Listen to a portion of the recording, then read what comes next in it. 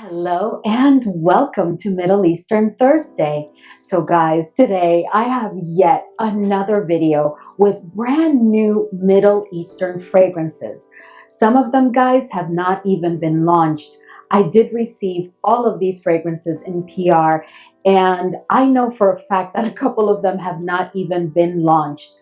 But we need to talk because they are all supposedly, allegedly inspired by another fragrance. But I have some questions around that. So we're going to have ourselves a good conversation. I'm going to, of course, share with you the fragrance, and of course, I'll do a review for you. And then we'll talk a little bit about what I really think about them being a dupe of other very popular fragrances that we all love and enjoy. But before we jump right in, if this is your first time here, I'm Arahi, and I'm your fragrance concierge because I'm totally committed to creating the best fragrance experience for you.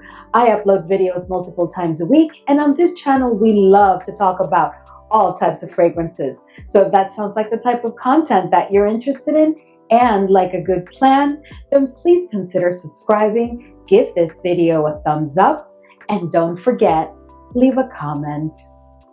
Let's go, fam. All right, guys, so we're going to go ahead and start with a fragrance from Mamlakat Al Oud, and this one is Afrah Cherry. Now, this is a fragrance that has not been launched. I did not find it at any retailer, not even in the site, because I received this from their team, and I have not seen this fragrance anywhere. I think there was like a TikTok video talking about it, but this fragrance has not officially been launched yet. Now, what I can tell you is that this fragrance is supposed to be inspired, allegedly, by Guerlain's Cherry Oud, which is a fragrance that I own. So we are going to first review this fragrance for you, and then I'm going to talk a bit in detail about, do I really think that this fragrance was inspired or is a dupe for Guerlain's Cherry Oud? So let's go ahead and start by talking about the notes. You can see the notes here, and what I can tell you almost immediately is that to my nose, there's a couple of notes that have been omitted from this fragrance. Not based on the fragrance that it's supposedly inspired by, but I just really feel that there's like a miss here. And I think that the two notes that have been omitted or not disclosed are the oud and the white florals. You know, maybe not the oud, maybe it was not supposed to have oud, because I will share with you later on what I really think, you know, is it really a dupe of Guerlain Cherry Oud or not? But I can tell you that at least the white florals have been omitted because I do pick up on white florals. The oud I do pick up on, but a very faint oud, a very smooth, almost non-existent oud. So for me, it's like this fragrance has oud, but really not a very present presence of it. So I do feel, to begin with again, that the two notes that have not been disclosed or shared with us are the white florals and the oud. This is a fragrance, guys, that opens with a very strong cherry. The cherry is juicy and fruity, but it is a dark cherry. It's a very dominant cherry note. It is all about the cherry in the opening. It is not a cough syrupy type of cherry. It is a very realistic cherry to my nose. Now, in addition to that cherry, I do pick up on caramel. And I know that they have not disclosed the note of caramel, but I am telling you, I pick up on caramel, and it is very clear to my nose. Of course, the fragrance does open fruity and sweet. I really didn't pick up much vanilla in the opening at all because, again, the opening is very fruity and it's all about the cherry and then that caramel that kicks in, right? Making the fragrance sweet. But now, once the vanilla steps in, the fragrance becomes a bit sweeter. This is not a fragrance that is like very, very sweet, like sickly sweet, but it is a sweet fragrance, but just right. When the vanilla comes in, it automatically intensifies. It's a very dominant, and it's a ton of vanilla. In addition to that vanilla, you're also going to start to pick up like on a bit of a lactonic quality and a bit of like creaminess. And I really do believe that it's all due to that milk note and the vanilla coming together. But do I distinguish the note of milk clearly? No. What I pick up on is the vanilla, its sweetness, and the lactonic quality that it brings to the fragrance. When the vanilla appears, as it starts to intensify, I also pick up clearly on the note of coffee. But the note of coffee at that part of the olfactory journey, at dry down and throughout the wear, for me, on my skin, is a very faint coffee. It's a coffee note that is clear. You are going to know that there's coffee in this fragrance, but it is quite faint and always in the background. It never becomes the star or a dominant note in the fragrance. At the dry down, you are going to start to pick up on the florals. And for me, they are a collection of white florals with not one floral really making its statement as the star of the florals. Oh no, this is just white florals, but they're not heady at all. They're not intense at all. They're not faint. They're just present, and they partner perfectly with the vanilla and the coffee and that caramel that is still present and the fruitiness of the cherry. Now, at the dry down, guys, I'm not really picking up on a fragrance that is very much about the cherry. I am picking up on a very much so gourmand, yummy, creamy, very vanillic fragrance. You know, if you're concerned about, are you going to be sniffing oud, I'm just going to tell you that there's no oud in the fragrance, because I almost assure you, you're not going to really pick up on it. And if you do, it's going to be so faint. So for me, this is not a consideration in this fragrance. I would say that there's no oud, very tiny amount of oud, absolutely no musk. I think that this is a fragrance that is perfect for the ages of 25 plus. And this is truly a unisex fragrance. I don't think that it leans to the feminine or the masculine side necessarily, but if I had to pick one, I would say it leans a tad to the feminine side. But to me, guys, this is truly a unisex fragrance. Now, one thing that I want you to keep in mind that I always tell you is, you know, I received the fragrance, I sprayed it out, and I let it sit for a while, and then I started testing it. So I have not had this fragrance for months, right? So this fragrance has not had a chance to macerate. So when I speak of performance, I want you to keep that in mind, because this fragrance on skin right now is giving me a strong projection during, I would say, the first 90 minutes. And then it becomes a skin scent. But you are going to sniff the fragrance, and those around you will also sniff the fragrance on you. And all I'm getting tops without overspraying is 6 hours on skin with this fragrance. Now on clothes, it does last more because, you know, by the end of the day, the clothes still smell like the fragrance. But on skin, it really just gave me maybe a little bit more than 6 hours, but not really making it to 7. So now let's go into comparisons. And here I have my beloved Guerlain Cherry Oud and today's fragrance. Okay, so here's what I have to say. So Afrah Cherry is a fragrance that definitely has a cherry presence to it, but to my nose and on my skin, it's more in the opening. As the fragrance evolves, guys, it just becomes such a yummy gourmand, very vanillic, creamy, sweet, delicious fragrance. It's not reminiscent of any dessert to me. It's just very gourmand, very yummy. Now, when we compare these two fragrances, I can tell you just straight up that I don't think that Afrah Cherry was inspired by Guerlain's Cherry Oud whatsoever. And I'm going to tell you what I do think it was inspired by in a minute. So let's talk about the differences between these two. So Cherry Oud, guys, has a very dominant and prominent note of oud, as to be expected. The name of the fragrance is Cherry Oud, and Guerlain doesn't play those games, okay?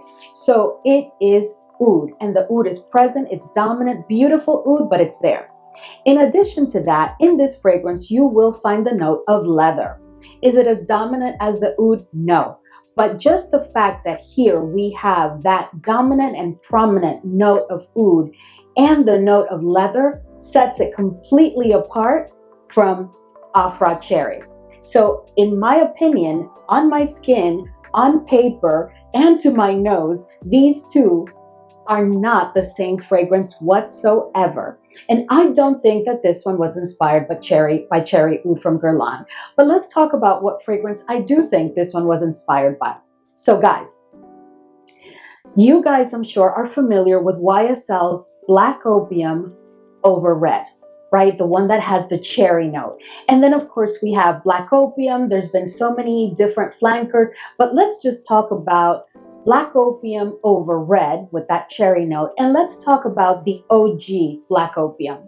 Because to me, what this fragrance was inspired by was a mix, was to be honest with you, I think that this fragrance was inspired by Black Opium over Red, but what I'm getting from this fragrance is not necessarily Black Opium over Red. And I have like I have like 4 of the flankers, and I am very, very, very familiar with that entire scent profile. Like, who isn't if you're into fragrances, right? But what I can tell you is that to me, this fragrance was inspired by Black Opium over Red.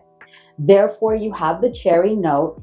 But what I'm getting right now, and it may be because it hasn't had a chance to sit, but what I'm getting right now is not Black Opium over Red.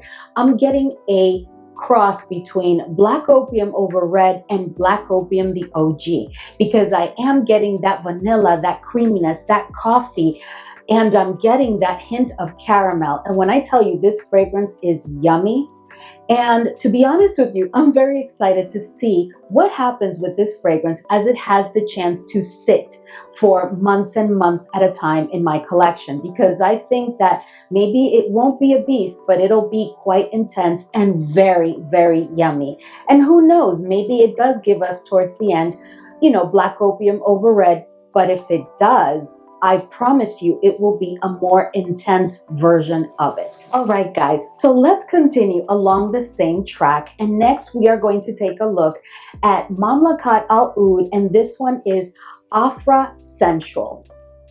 Now, guys, this fragrance is supposedly, allegedly inspired by Delina Exclusive, which is a fragrance that, of course, you guys know I have in my collection. And here it is. Now, let's talk first about this fragrance. And then, of course, like we just did with the first one, I'll go ahead and compare them for you and tell you my thoughts.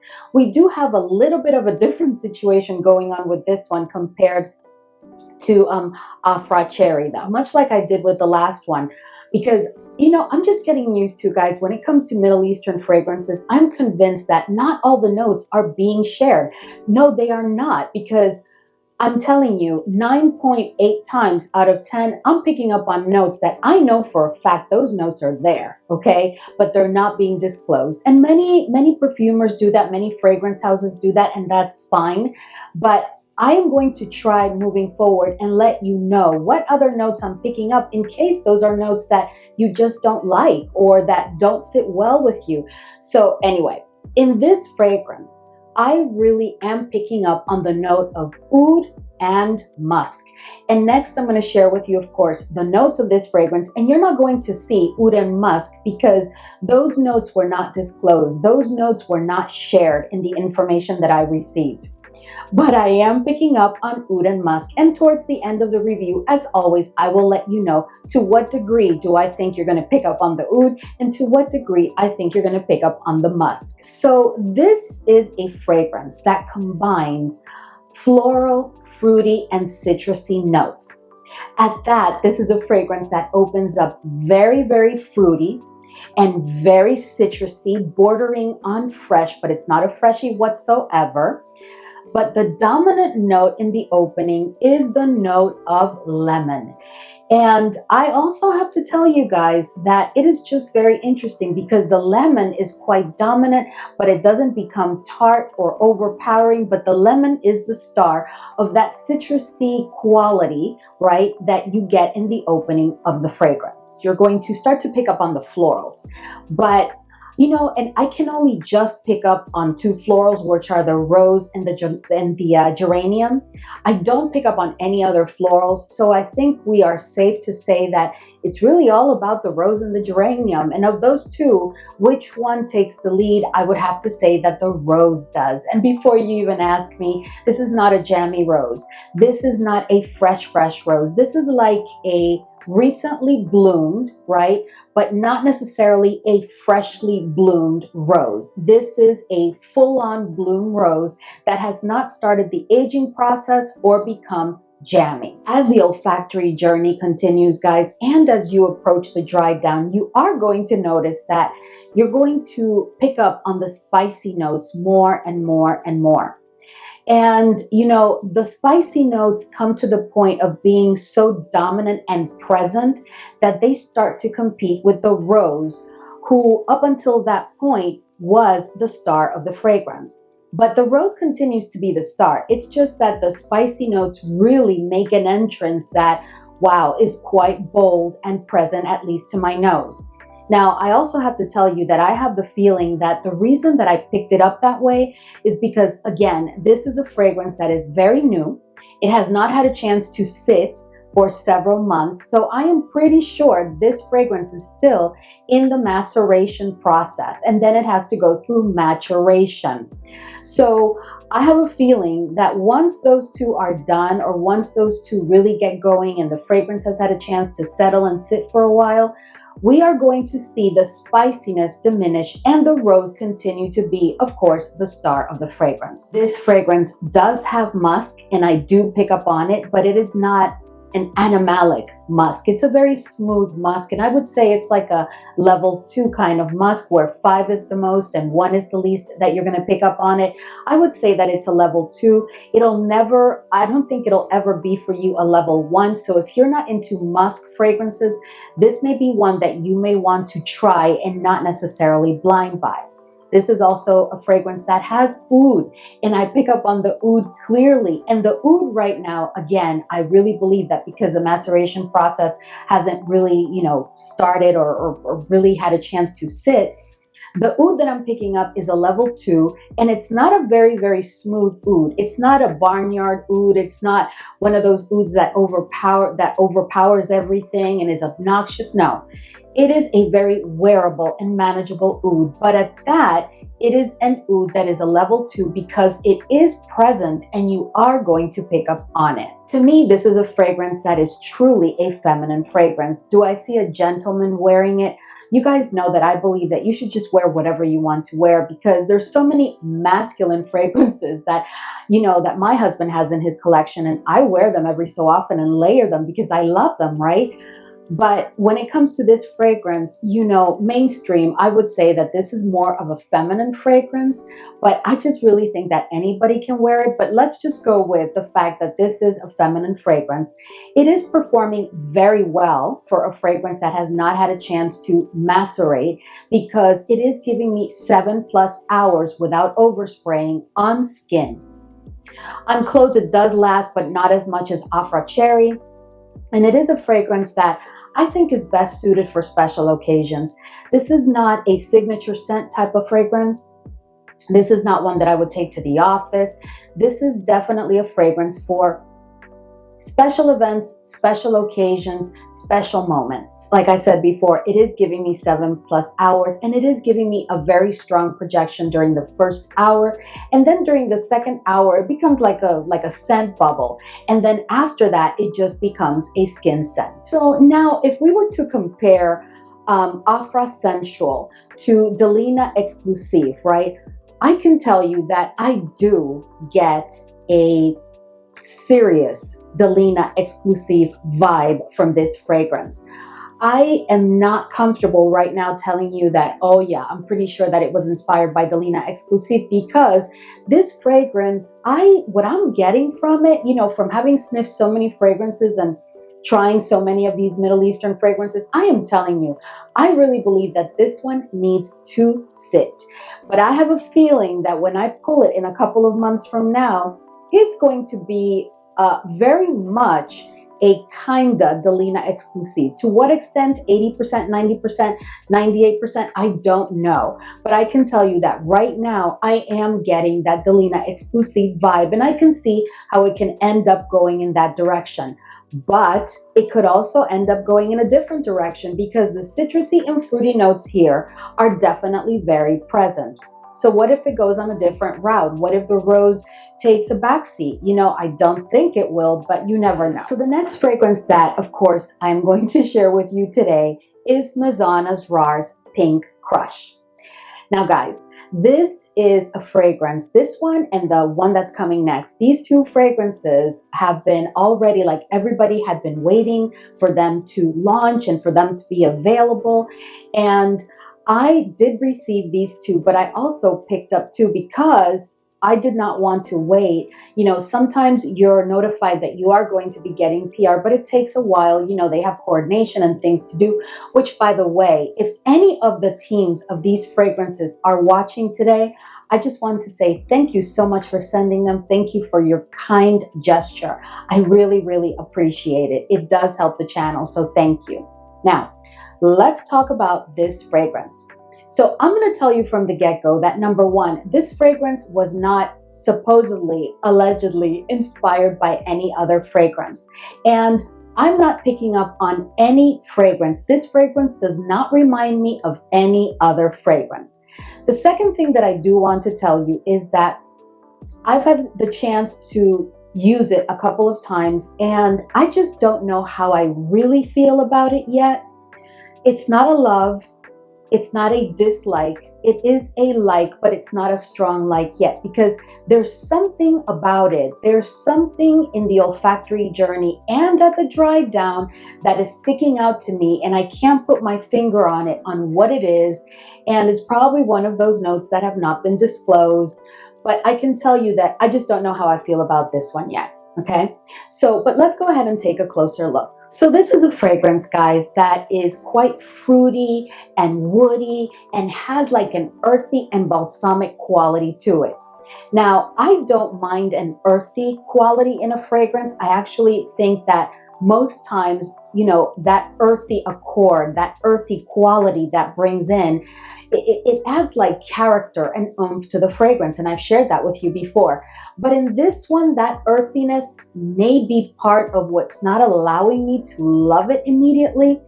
I don't know, guys, but I just wanted to share with you those accords first. So it's fruity, woody, and a bit balsamic, and definitely has an earthy quality to it. This is a fragrance that opens up very fruity. It's a very nice opening, but it's not even an opening that captured my heart immediately. I am telling you, it was not a dislike, but it was like a, you know, when you've seen me haul a fragrance and I like take that first sniff and I'm like, huh. Because I'm reflecting, like, what is that? You know, like, it's not a dislike, it's not a like, it's like, I need to figure out what this is, and I haven't been able to figure it out. Like, why am I feeling like this, right? So that's when this fragrance, when I first sniffed it, that was my first impression, and nothing has changed. And I've tried it on paper, on skin, and nothing has changed. But it is not a dislike. It is a very lovely fragrance. Maybe it's just that a couple of notes don't work for me or on my skin, or I don't know, guys. Maybe it just needs time to sit. It's not a dislike again, but it is a fragrance that is not a love for me right now. It's really not. Now, this fragrance to me is also all about the rose. Yes, the fruity notes are present, guys, but this is a fragrance that to me is all about the rose. And the rose is a young rose. Now, this one is truly a young rose.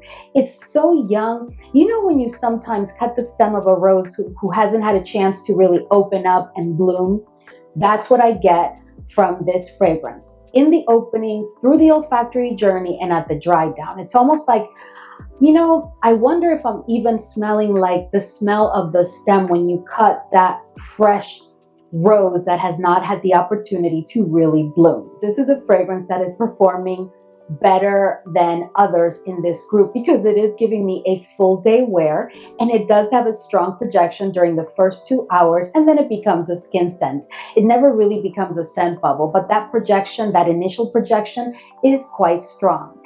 And no, it has not garnered any compliments. It is very much a rose fragrance, and I think that this one is a totally feminine fragrance in my opinion. Like, without a shadow of a doubt, this is a feminine fragrance. I can't imagine a gentleman wearing it any occasion, any season of the year, day and night. All right, guys, so now let's go to the next Maison Asrar fragrance that I want to share with you today. And I am removing my little fingerprints as always. And of course, you know I'm speaking about Date Night. Now this one, guys, ooh, I love this fragrance. Oh my goodness. From the first sniff, I just fell in love with it. This fragrance was supposedly, allegedly inspired by Maison Margiela's On a Date.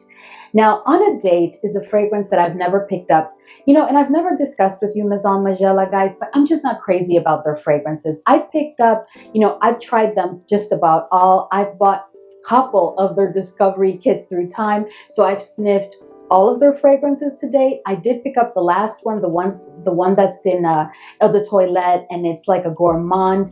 I never pull it. I may just have to declutter that one. I don't know what is it, but yeah, that fragrance house and I are not playing very well. But this fragrance, okay, if I would have gotten this experience with On a Date would be in my collection. This is an exquisite fragrance, in my opinion. But let's talk more about it. This is a fragrance that to my nose and on my skin and even on paper, it opens up with a bouquet. When I tell you a bouquet, that means a ton of white florals. And the leader of the florals in the opening throughout the olfactory journey at dry down and throughout the wear of the fragrance is the orange blossom. And I am here for it because it has been done beautifully. At the same time, you are going to pick up on some fruitiness. Now, with that fruitiness, you are going to get, you are going to pick up on the fact that it's a fruity accord right now in the opening, but the mango starts to seep through, and the mango is going to become dominant. Is it going to be dominant throughout the entire or the rest of the olfactory journey? No. But the mango for a moment has its spotlight, and it is a juicy, realistic, sweet, very, very ripe kind of mango. Overripe? No. Freshly ripe? Yes. Juicy, and oh my goodness, it's almost like you can bite into it because it is that yummy. But that doesn't last very long. As the olfactory journey continues, guys, you are going to notice that the fragrance becomes like a very well blended machine, if you know what I mean, where the fruity notes and the floral notes have come together, and some way, somehow, they are working just perfectly. Will you be able to pick up on some of the notes of the florals and some of the fruity notes? Probably. Honestly, for me, it's just an exquisite blend. I just know that there's fruity and floral notes present, and they've just come together very nicely. But as you approach the dry down, you're going to notice also that there's like a creamy quality to the fragrance. The fragrance is sweet, but it does pick up like on a creamy quality. And that creamy quality to me translates to what I am going to get at the dry down, which is a very airy marshmallow. So at the dry down, guys, you are going to get a fragrance that is a blend of florals and fruity notes on a backdrop of a very, very present, not dominant, but very present airy marshmallow. So although the fragrance has that creaminess, the marshmallow or any of those notes do not become cloying because the fragrance remains airy. No oud in this fragrance, but you are going to pick up on the musk, and I would say it's like a level 2. It's not a musk that you should be concerned about because, I don't know, I think that the musk has been masked in a very well way with the fruity notes and the floral notes. This is also a fragrance that I think is suited for all ages, all seasons, any occasion, day or night. And this is a fragrance that's given me a very good performance because I am getting 7+ hours, and I did overspray when I used it for a full day, 7+ hours, and it is giving me a strong projection during almost 2 hours. But when it comes to that, I have to tell you that Pink Crush does a better job. It is performing better overall for me, but this one is definitely giving me that almost 2 hour strong projection, and then it becomes a skin scent, but it does give me 7+ hours, so I'm not complaining. And again, this fragrance hasn't had a chance to sit either. Do I think that this is Maison Margiela On a Date? I don't even want to speak to that because I would have to get yet another sample. I do remember what On a Date smells like, but not, I haven't sniffed it recently, so I don't want to say, oh yeah, this is On a Date. What I can tell you is that this fragrance is absolutely exquisite, and this is not one that I would just use to be on a date. This is also a fragrance that I think is exclusively feminine. I don't think that this is a unisex fragrance, but if you want to use it, go for it, because you can use just whatever you want. All right, guys, so this next fragrance was sent to me quite a while ago. And, you know, I received so many things, you know, some PR and then a whole bunch of stuff that I purchase. And sometimes, you know, I have like a table where I place all of these fragrances that are in the cycle of testing or that need to be tested and that I need to create content for and provide reviews for and write some comments on, etc., etc., etc.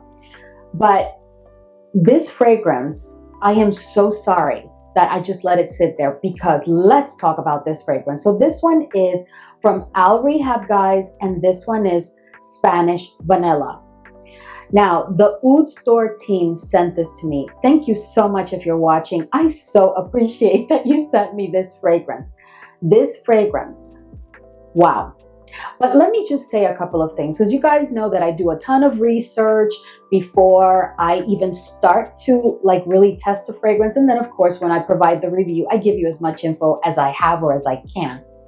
Let me talk about a couple of things. So guys, not every Middle Eastern fragrance is supposed to be inspired by something. Sometimes I think that some of us just say, oh yeah, I think that that one was inspired by blah, blah, blah, just by looking at the notes. And guys, sometimes we can be so wrong. So I don't like to make those assumptions whatsoever. Not every fragrance has been inspired by something. And here is a case.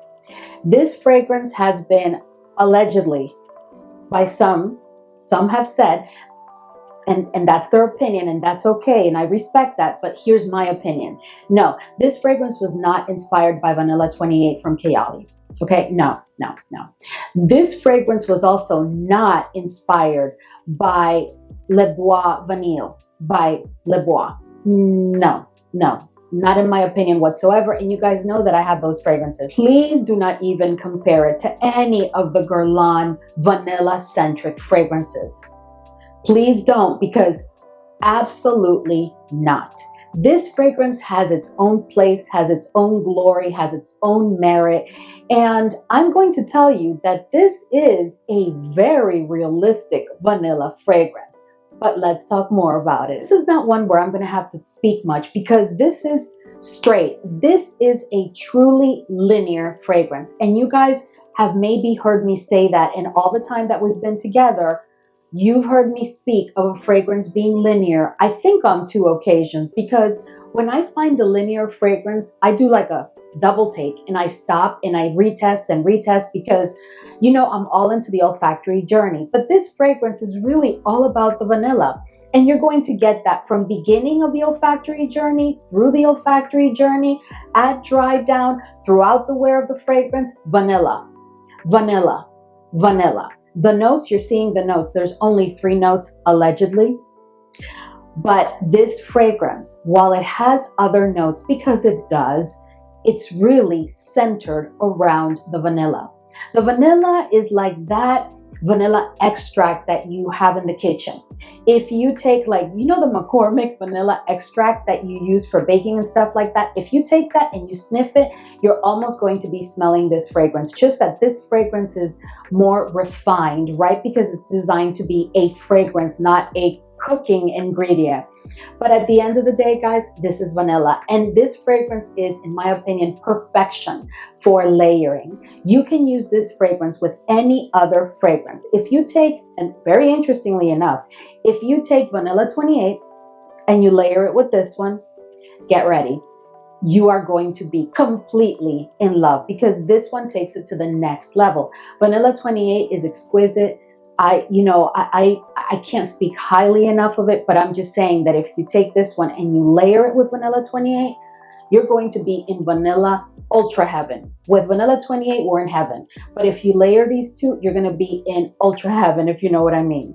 Now, if you take any other fragrance in your collection and you want to either bring in the note of vanilla or emphasize the vanilla that's existent in that fragrance, and you layer it with this one, get ready. That's the type of fragrance that this is. This is not designed to give you on its own, in my opinion, an olfactory journey. It's not that type of fragrance. It's almost like, you know, when I picked up Iris Pallida, you know, the Iris extract period of Guerlain, their signature, their hallmark, right? Iris. And then I picked up Vanille Planifolia 21, I think it's called. Those are focused, right? Focused on specific note. Well, same here. This one is all about the vanilla. Now here, what you are going to find is that there is a tad of a lactonic quality to this one. It is sweet, but not very sweet, guys. This is not about sweetness. This is about the vanilla. And, you know, it is definitely a fragrance that performs very, very well because it is giving me a strong projection during the first, I would say, hour and a half, no more than that. Very good, strong projection. But after that, it becomes a scent bubble and it stays that way, what it seems to be the rest of the wear of the fragrance. And it does give me almost a full day wear. I would say I'm at the 6.5 to 7 hour mark without overspraying. But I have to tell you that, you know, this is the type of fragrance that you can respray as much as you want because it's all about the vanilla. So the condition here, in my opinion, is that you have to be a vanilla lover. Needless to say, guys, I think that this is a fragrance that is suited for all ages. There's no oud in it. There's no musk. You can use it for any season of the year, any occasion, day or night. And I've talked to you about performance, and it is definitely a unisex fragrance. All right, guys, so we've reached the end of today's video, and I hope that this was enjoyable for you. I just love doing not just the reviews, guys, but I love doing these comparisons because the things that I find are just so interesting and I just love it. It's like being an investigator or something. But anyway, thank you so much as always for hanging with me today, and I will see you all in the next video.